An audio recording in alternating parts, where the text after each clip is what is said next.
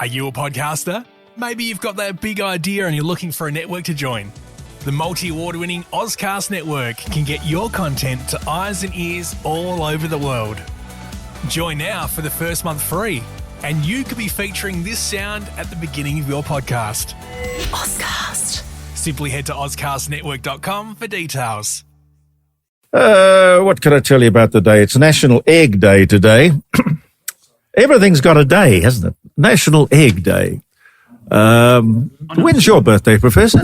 Well, mine's the 14th of August, but we also have National Agricultural Day, which is on the 21st of November. It's being held here in Adelaide at the McGill Winery. That's one of our great agricultural products. Yes. And the following day is National Mining Day, the 22nd of November. And that actually commemorates the day when Lang Hancock found iron ore deposits on the 22nd of November 1953. Was that a Thursday? You'll have to look it up. I'm not one of those geniuses who can tell you those sort of things. You usually can. Well, I can't with that. And that's being held at Moomba on the 22nd of November. So we do have national days. And in my book, there are only a couple of important national days or periods. The first is Christmas Day. Yes. Or the Christmas period. The second is Australia Day. Yes. The third is, depending upon the calendar, is Easter. And the fourth is Anzac Day. And National Agricultural Day, because those farmers keep the country alive and feed us together with the fishermen. And National Mining Day, that actually keeps the change in the purse rattling, and that's the 22nd of November. Every other day, forget it. Forget it. I don't know. I do like my eggs, but But is there a committee or something that sits down and tries to decide? No, I don't think so. I think it's people just announce that this is National Toenail Day, and that's what happens. Professor, I'm not sure who this is on the phone. Hello.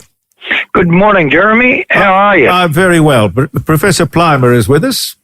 Professor Plimer and Les Elekes and Tony Denton. Oh, sounds like you've got a team up there. We sure have. Cast of thousands. It's the A-team. It's the A-team, fair enough.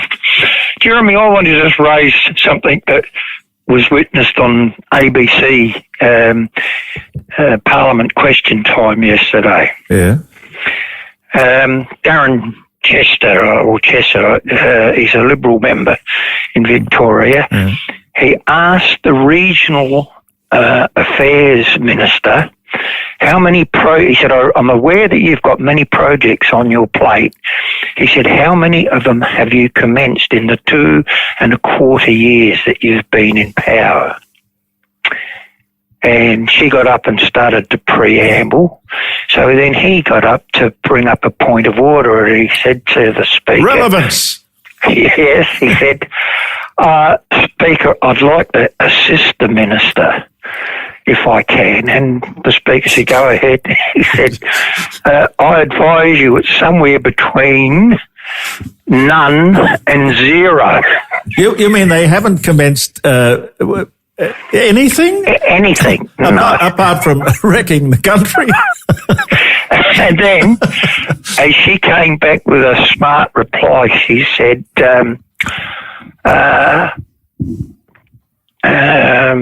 none is not a numeral number, she is right. None is. Well, why didn't she just take the question on notice and say, look, I'm terribly sorry, there are so many, I couldn't possibly keep track. I'll get back to you. Well, I think if Mr. Chester wanted a good media on this, he should have said, instead of using a number or zero, he said, you can count them on a sawmiller's hand. Fair enough. But the next question that came up, he called out across the chamber. He said, could you tell us when you might start these projects? And she said, at the end of the week, which is meant to be today.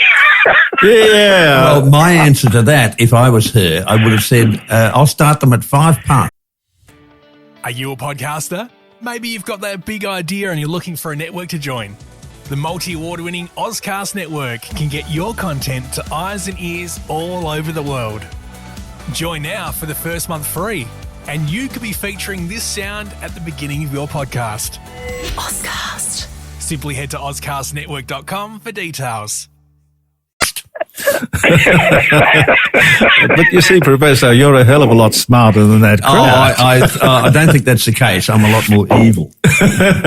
No. And then just to follow it on, James Stevens here in South Australia, he got up. Member, yes. Yes, he got up to ask the question why the CSIRO had been given $400 million, and one of there's about 2 or 3 projects involved, but one of them is to work out the term girth. Girth by sea. Girth by sea. Yeah. How much did they give? $400 million. $400 million to interpret a word or a phrase. Yeah, and John, I don't believe you. How would that fly? Well, mate, I'll tell you what, the best thing to do is, with this podcast and that, you can have a look at the question time, and it just beggars belief. What was the answer then? The answer is that he actually just sort of said, well, the money could be used on other things. He said, after all, it is taxpayers' money, and they just said, well, we're leaving it to the CSIRO. They'll come back with an answer for us. What will they do with the answer, Professor? It may well have been a program mapping the shoreline and the continental shelf.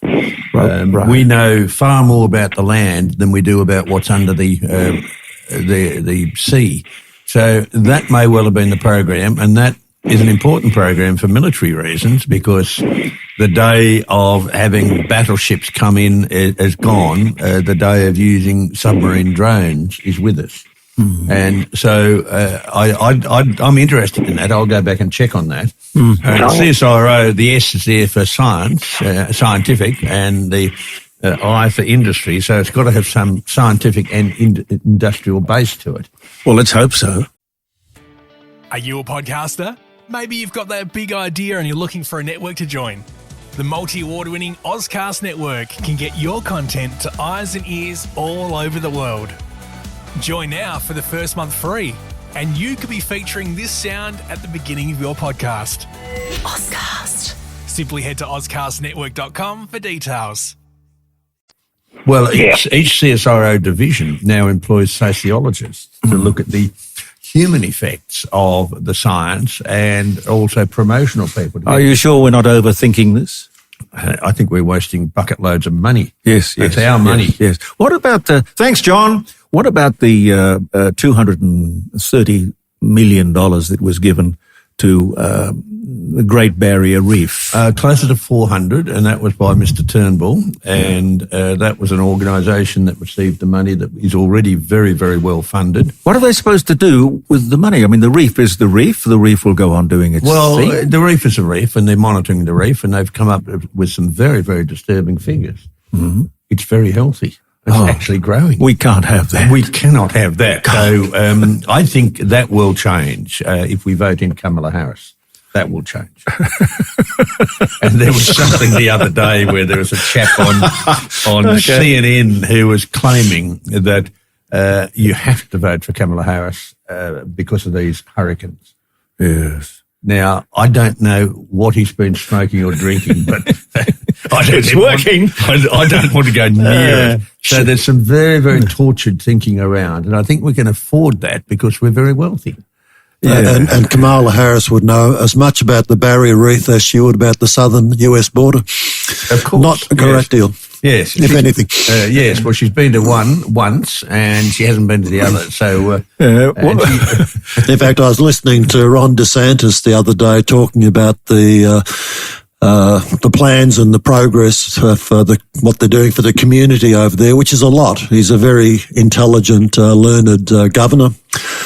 And he made the comment about the story that Harris had phoned him and that he wouldn't take the phone call. And he said, well, I've got better things to do with my time. And she's never shown any interest in Florida before, so why should she show any interest now? And the second thing that DeSantis said was that I was talking to the president. Yes. I don't talk to the Vice President. And I rather like that idea of talking to the organ grinder and not the monkey. Now, the organ grinder is a bit out of tune, but he has had 2 massive hurricanes in a week. That is huge for the infrastructure and the economy on Florida. And I rang a friend of mine yesterday who's got a house at Naples in Florida, which was almost in the path of the hurricane. He's just slightly back from the shore. It's not a $100 million house. It's knock a 0 or 2 off it. And his house is in good order, but he's had a lot of the vegetation destroyed. And as we remember from Cyclone Tracy, it was quite eerie seeing trees with no leaves that have been totally stripped. And that's what's happened in Florida. Flooding, because it's all very low level, roads and bridges gone. So DeSantis has got better things to do than to talk to a political aspirant who, during her term as vice president, should have achieved a lot and be voted in on that basis.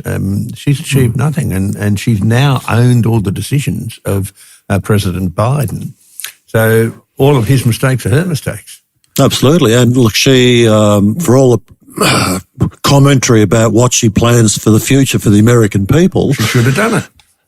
Madam Vice President, you have been there and your administration has been running the show. So why haven't you done these things for us now? That's right. That's a good question. With the cyclonic activity and tornadoes too, I believe, the climate change people, of course, will be pointing fingers and having a wonderful time. Yes, and they should look at NOAA and their historical records, which go back to the 1850s. And in the US, there's data, and there's especially data for Florida. And over the last 150 years, the number of hurricanes and the intensity of hurricanes has decreased.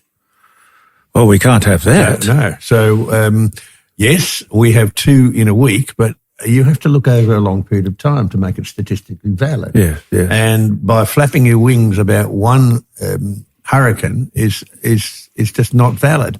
It's unfortunate because those people who live in wooden houses at low level are generally the poor people, and they suffer.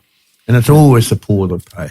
Yeah. And Professor, you were on Rita the other night and you made the comment, those who complain don't know history.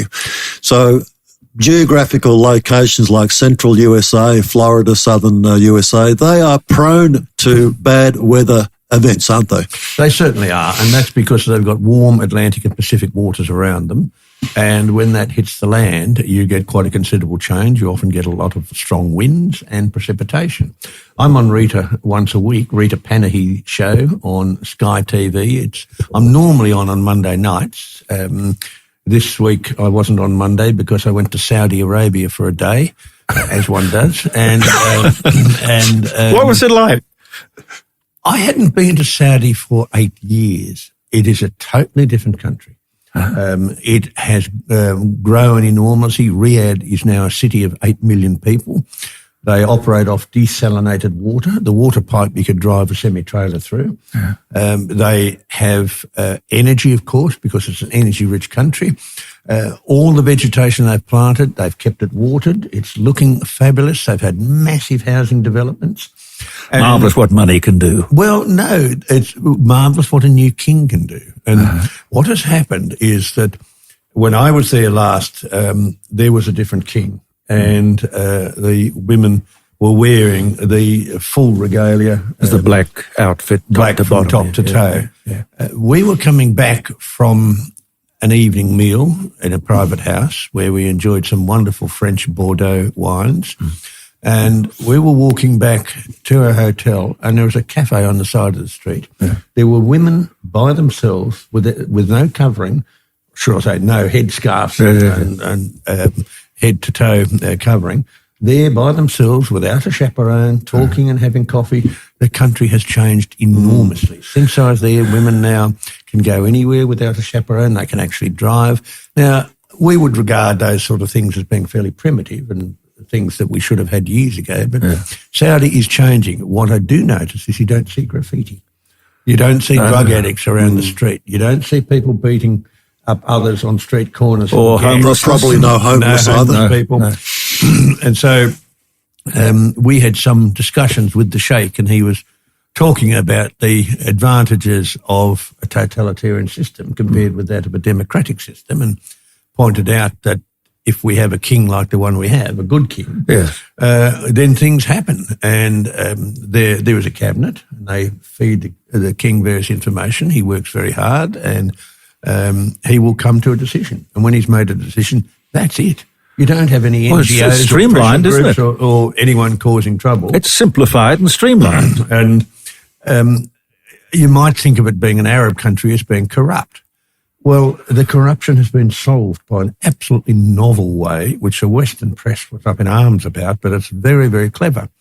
He invited all of those seriously corrupt business people, and some of them were family members, some of them were aristocrats, sheikhs in the system, to a big party at an international hotel. And I think about 460 came to that party. And then he said, gentlemen, we all know what you've been doing. We all know how much it is. You will leave this hotel when you have paid the government half of the monies you received corruptly. Either that, or you can take me on, the king, in the courts. But until that it's settled in the courts, you stay here. And he raised $190 billion for Saudi Arabia. People knew that they had been sprung. They knew that this was the end for them. This really happened? Yes. Wow. And I think it's a very novel way of approaching corruption. Yeah.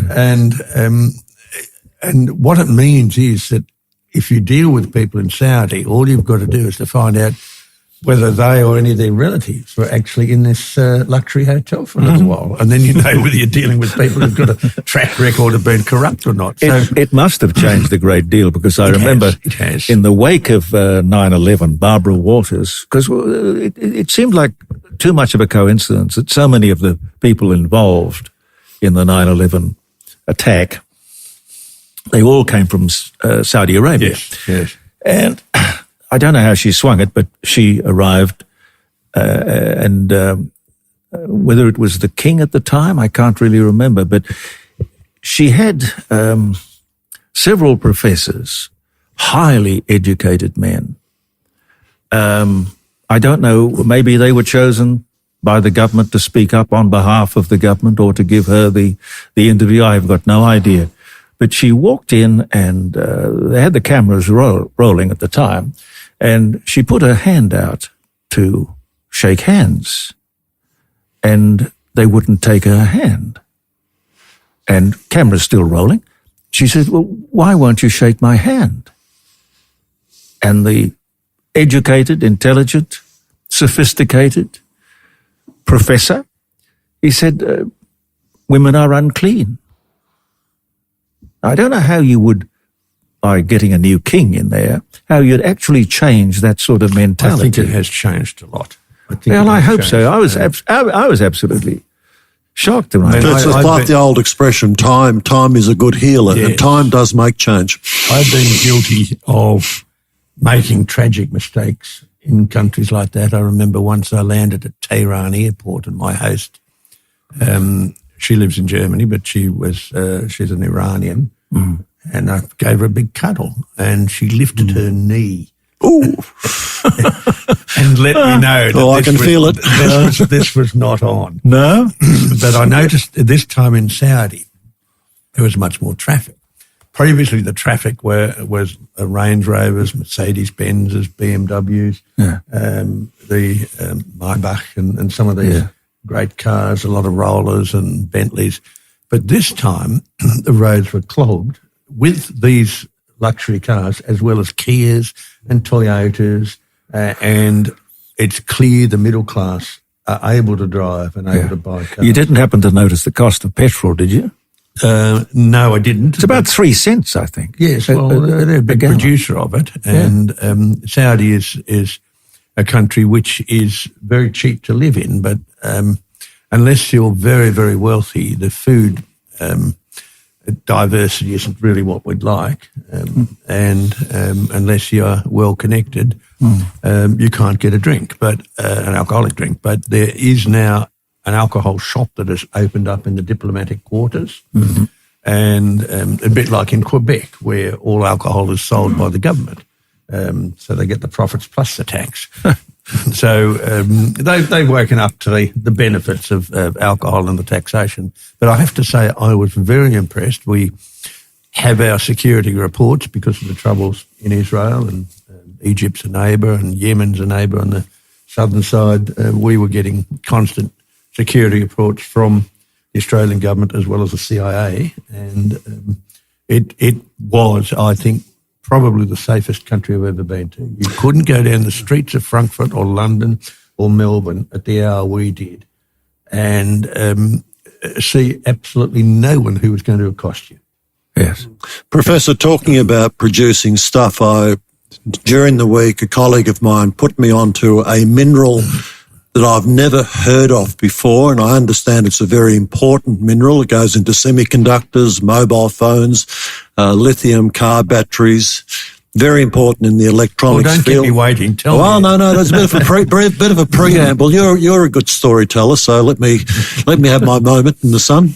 I understand this mineral, 70% of it on the planet comes from the Democratic Republic of the Congo. Sounds like cobalt to me. Which has, it's a C word, so it's not cobalt. Are you a podcaster? Maybe you've got that big idea and you're looking for a network to join. The multi-award-winning Ozcast network can get your content to eyes and ears all over the world. Join now for the first month free, and you could be featuring this sound at the beginning of your podcast. Ozcast. Simply head to ozcastnetwork.com for details. The Democratic Republic of Congo, I understand, is based on the English system of government, so it is a democracy of sorts. Maybe not quite what we like. A very impoverished country, 110 million people, so it's a very populated place. This particular mineral, I believe, is composed of a couple of rare earth minerals, and the mineral itself is called coltan. And you're nodding, so you know. Yes, I know it, yes. But my question too is I've never heard of it. The significance of the product itself. We just spent with our last guest, Dr. John Bruni, talking about conflict in the Middle East. And coltan is one, and the Democratic Republic of the Congo is renowned for its conflict minerals, because the people who mine the minerals don't get a fair rate of pay.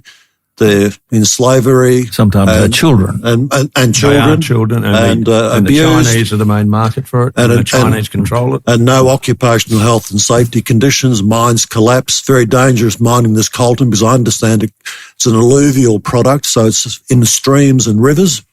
And they just dig and they don't cover up the holes. So there's all sorts of dangers, and it's not a healthy situation. But of course, our Western world needs this product.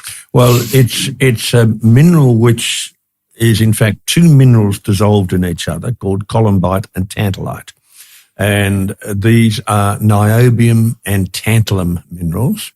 Niobium, we mine, the world's greatest source of niobium is from Brazil, a little bit from Canada, and it's used in pipeline steels that have huge extremes in temperature. We have a new niobium project in the Kimberleys of Western Australia, which may well take away this monopoly from the Brazilians. Tantalite is a more interesting mineral, and I worked on tantalite projects in Greenland, which has a lot of this coltan. But tantalite has been mined in Brazil, Canada, Australia, for example, at Greenbushes in Western Australia, up in the Pilbara, there are many old tantalite mines. There's a little bit of tantalite that comes out of the tin deposits in Malaysia and Burma, and some of it came from Rwanda and Namibia, and a little bit from the Congo. So tantalite is more widespread, but tantalite is used in capacitors, and capacitors hold a charge. Tantalite is a wonderful thing for a practical joke. You have a mineral charged up, and someone touches it and they get this great bolt of lightning coming out, a bit like touching an electric fence. Now, we absolutely need tantalite for electronic parts. We absolutely need it for capacitors to hold a charge. We need it in certain sorts of alloy steels. We need it also in weaponry.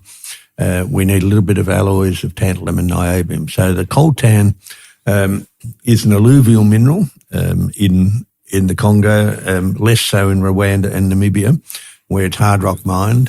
I went to a mine of it in Namibia called Weiss, and that's still an operating tantalite mine. But also with the tantalite, you often get small amounts of lithium.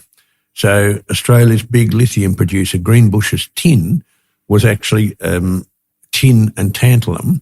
And when the tin price was high, they threw out the tantalum and the lithium. And when the tantalum price was high, they didn't mine the tin. And now the lithium price is high, so they're retreating the old dumps and mining the lithium from hard rock deposits.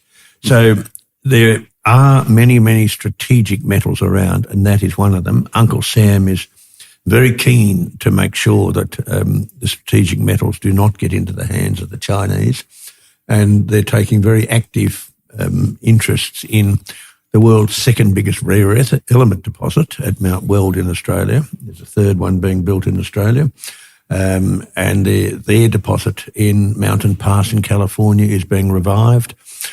So Uncle Sam tries to make sure that the supply of commodities is not controlled by hostile foreign entities. And when we were looking for tantalite or coltan in Greenland, a shareholder of this London-listed public company was Uncle Sam.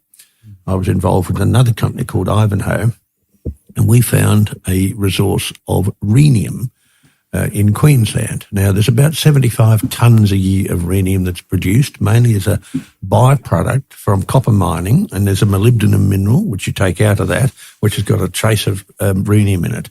And that we get from Chile, from the US, and from Poland, from Lublin in Poland. So that rhenium is used in turbine blades.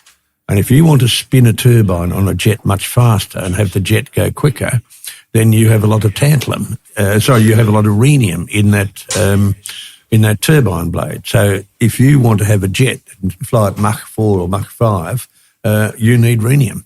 So as soon as we found this rhenium deposit in North Queensland, I was at a conference and there was a gentleman there, crew cut, jacket and tie, and his name on a badge, and he handed me his business card, and it was Fred Blogg's CIA Resources Division.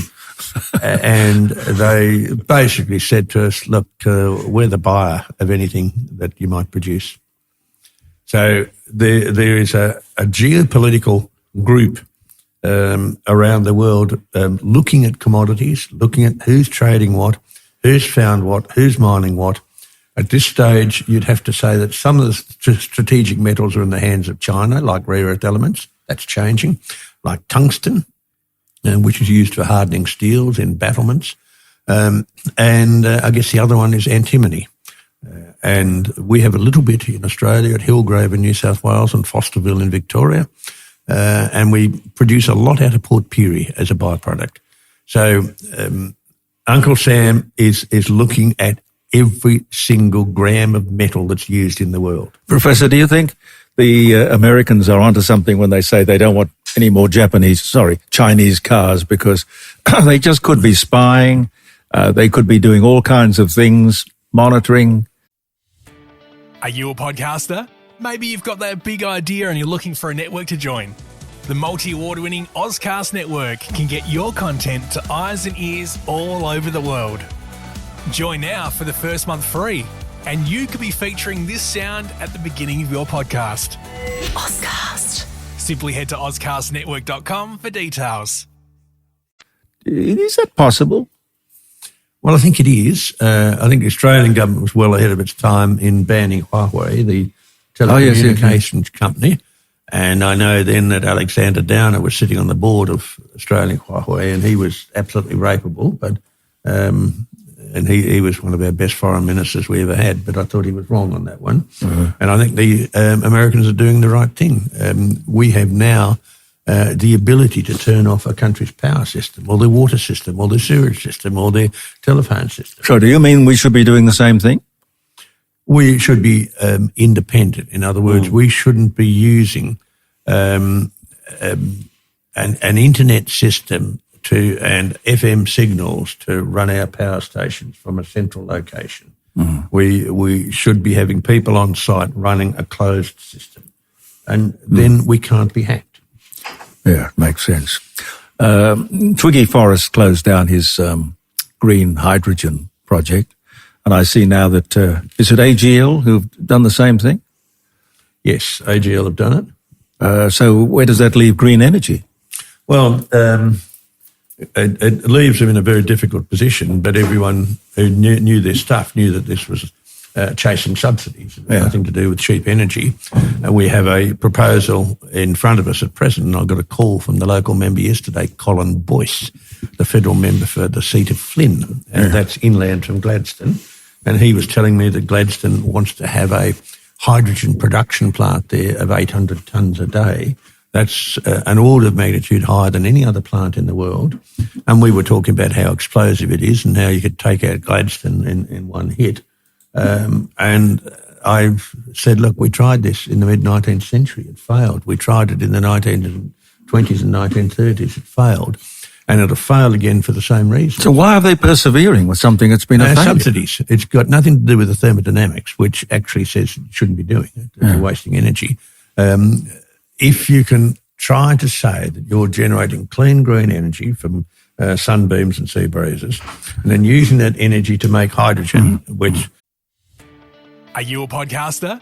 Maybe you've got that big idea and you're looking for a network to join. The multi-award-winning Ozcast network can get your content to eyes and ears all over the world. Join now for the first month free, and you could be featuring this sound at the beginning of your podcast. Ozcast. Simply head to ozcastnetwork.com for details. When you burn the hydrogen, you actually create the most powerful greenhouse gas there is, and that's water vapor. There's people chasing subsidies. I know. Can you stay with... Are you a podcaster? Maybe you've got that big idea and you're looking for a network to join. The multi-award-winning Ozcast network can get your content to eyes and ears all over the world. Join now for the first month free, and you could be featuring this sound at the beginning of your podcast. Ozcast. Simply head to ozcastnetwork.com for details.